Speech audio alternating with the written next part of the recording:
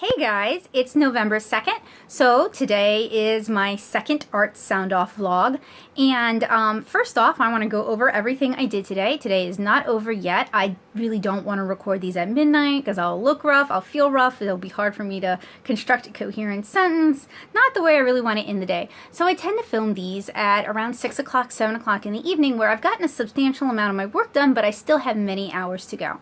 So today, so far, I color corrected all of the mermaids for 31 Days Under the Waves. I also listed them as a downloadable coloring book on my Gumroad. So if you enjoy my art, if you want to help support this channel and you enjoy coloring, I highly recommend you go ahead and check that out. Your support would mean a lot to me. Let's see, what else did I do? I had to dig up last year's clean scans of my favorite fictional femmes, and those needed a little bit of remastering because I'm releasing those as coloring books as well. And those are also up on my Gumroad.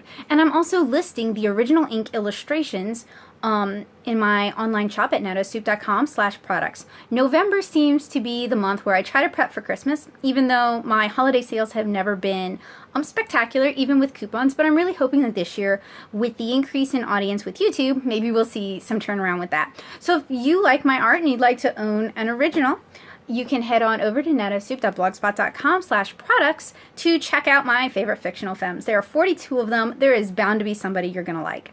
Let's see, what else? So I started doing my 3 faces from Human A. I'm like halfway done with one. I got to get back to that.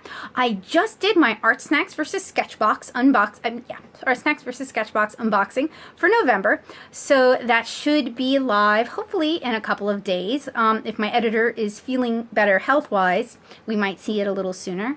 Let's see. What I still have left to do is I need to script 3 pages of Chapter 7 from 7-Inch Kara, my ongoing watercolor comic.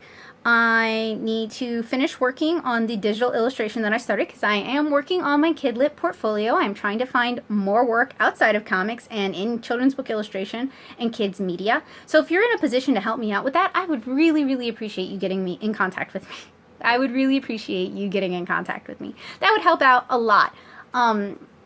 It's part of the point of community. Tomorrow I have a haircut, so this mop of hair is going to be much shorter, and I'm not going to have these stupid bangs in my face anymore, so I'm really looking forward to that because I hate having my hair in my face all the time.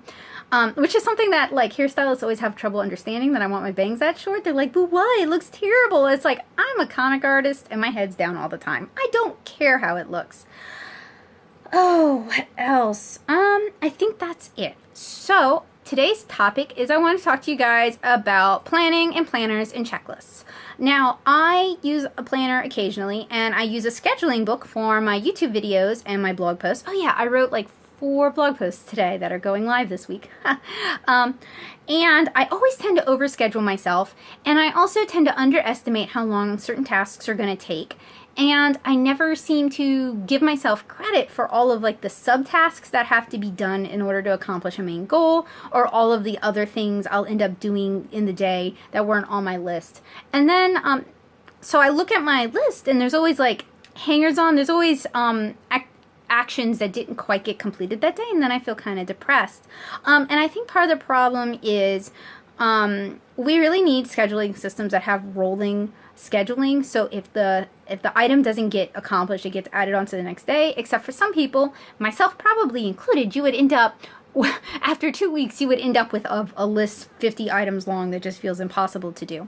But I use calendar-based and daily-based checklists when I need to do them, and sometimes I just feel so overwhelmed because there's already so much that I'm trying to get done in the day, and to have this list kind of pressing down on me, and none of these, I mean, I'm self-employed right now, so none of these things are things that are make or break. But once I've written them down, they feel make or break, and it's really stressful.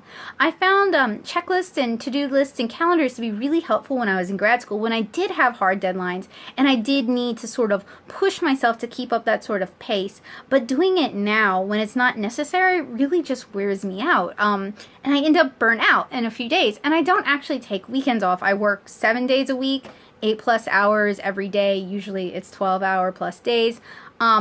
for very, very little money, to be frank. So, you know, it's hard to keep up that sort of pace. So that was just kind of what I wanted to talk to you guys about. If you are beating yourselves up because you have impossible to-do lists, we need to make a pact to be kinder to ourselves. Self-care is really important. You can't whip a dead horse. And we shouldn't treat ourselves like horses or like pack animals. We need to treat ourselves like friends and resources that are to be cherished and not abused. So if you guys have some handy planning hack or a handy scheduling hack that helps you get the most out of yourself without feeling exhausted or depressed, please let me know in the comments below. And thank you guys so much for following along with my art sound-offs. This is actually an initiative spearheaded by Jersey Droid. You guys can check out his work at Lean Into Art.